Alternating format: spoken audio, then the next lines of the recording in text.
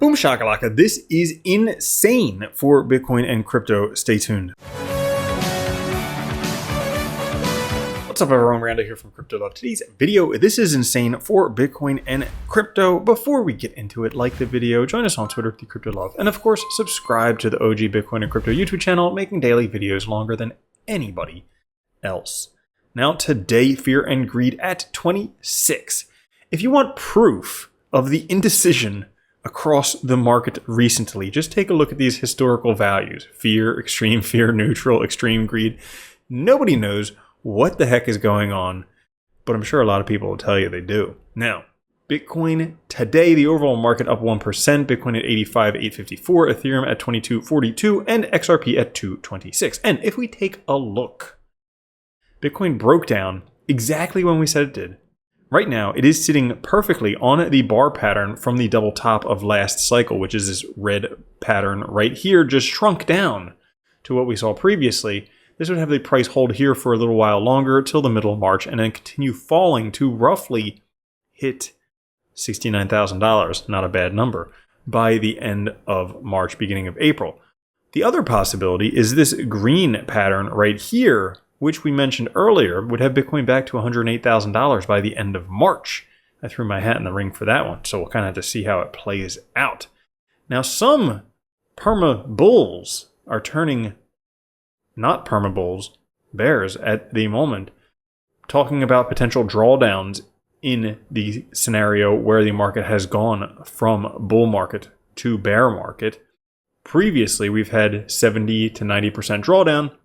If we saw a 77 to 84% correction from here, this would take Bitcoin to somewhere between $25,000 and $17,000. That would probably rock the market. I'm not sure if that would happen, particularly because as of right now, we haven't even had a clear top. The pi cycle top indicator, well, hasn't crossed yet. Now, maybe somebody figured out how to manipulate the market so that it will eventually bleed out everything before we see a cross of the pi cycle top. But more than likely, we're going to see this cross before price falls to those levels. So definitely worth keeping an eye on that. Also, has the bear market started? This would be the first ever time in history where Bitcoin has topped without breaking above the blue line in the power law corridor. Is this the exception? Did we just get completely wicked off? We got wicked off last time, and this time we got ultra wicked off.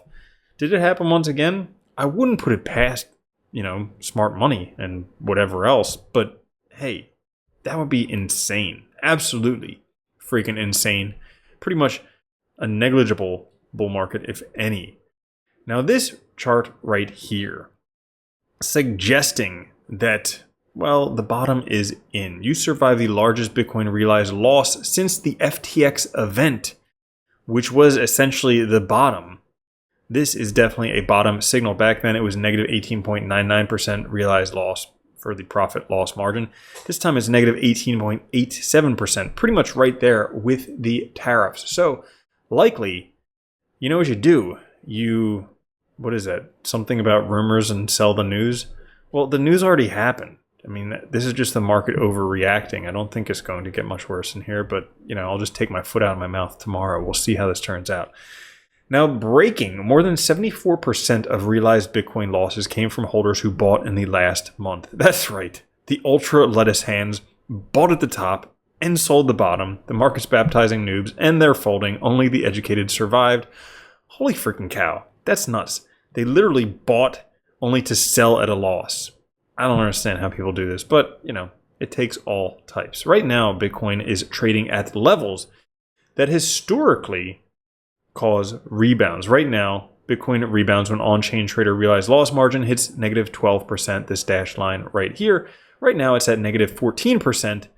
Every time in history, in bull markets, this has caused a rebound. Now in bear markets, it's down to like a negative 30-some%. So if we are indeed in a bear market, yes, it could go much worse, but I don't think we're there. I don't know. What do I know? Well, not much, but it turns out AI tends to know a lot more than me. And Timothy Peterson makes some pretty awesome graphs. He just had AI build an analysis tool for Bitcoin that assesses what happens next and good news is there's no need to panic. The outcomes are more positive than negative. Turns out positive 55% of the time, which is better than a coin flip. Typical gain 20%. Negative 45% of the time, typical loss 10%, which means that on average, price is going up because you take greater than half the time at 10% or 20%, less than half the time at 10%, even averaging out, that would be 5% gains on relatively even footing. So 5% gains from here, that would put Bitcoin at what, like $92,000? Not bad. Not good. Not bad. Let's see how it turns out. Right now, Bitcoin and crypto market as a whole have never been more in lockstep with global liquidity than since the ETFs were approved. Go figure. You know, it only took a matter of time.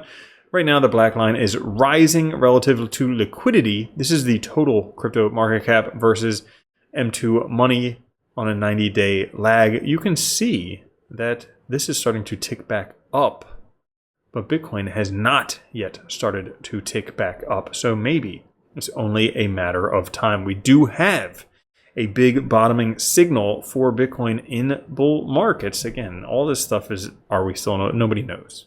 So historically, when the daily RSI drops below 30, which it has done, Bitcoin tends to rebound. Right now it's sitting at 24 every single time. Rebound for Bitcoin when it drops below. So right now we should have a rebound coming. As a matter of fact, what if we're not close to the top, but we are better yet, in fact, based on this global business cycle, close to the bottom of the parabola, the point when things go funny money in the next, once it takes off, whenever the F that happens. But what if we're closer to the bottom than the top? How cool would that freaking be? And how could you possibly sell now based on a time-based analysis if you're new?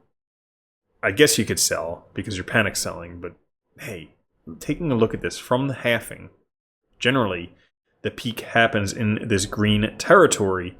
We have just barely started to get to there. You could see this continuing to just go up and up and up to that territory right there by the dark green enters. We haven't even entered the real profit zones yet. And just a refresher, Bitcoin is kind of the newest technology on the block. You remember that band, the New Kids on the Block? Well, Bitcoin is a new technology on the block. If we take a look at the other technology on the block, at about the same adoption that Bitcoin has right now, 3% global adoption, that would be similar to social media in 2005. Do you remember Facebook before you could even use it on a smartphone? I don't think so. Or online banking in 1996. I don't think anybody trusted online banking back then. Or the internet in 1990. I mean, that was, you would wait like 30 minutes to see a picture of a boob. Like, hello. So there's a lot further to go for Bitcoin and cryptocurrencies. And as it gains adoption, guess what? The hardest money ever. Infinity dollars divided by 21 million Bitcoin equals infinity dollars per Bitcoin. So that's all for this episode. If you enjoyed it, there's a nice playlist right up there. I'll catch you later. Have a good one. Love you. Peace. Boom. Shakalaka. If you don't think Bitcoin's going to $1 million a coin and then $10 million a coin, you're already a loser. From now on, if you don't own Bitcoin, you're a moron.